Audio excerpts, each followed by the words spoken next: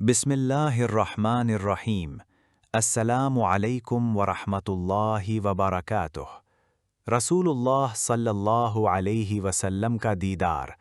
حضرت ابو ہریرہ رضی اللہ عنہ سے روایت ہے کہ رسول اللہ صلی اللہ علیہ وسلم نے فرمایا، میری امت میں میرے ساتھ سب سے زیادہ محبت کرنے والوں میں وہ لوگ بھی ہیں جو میرے بعد ہوں گے۔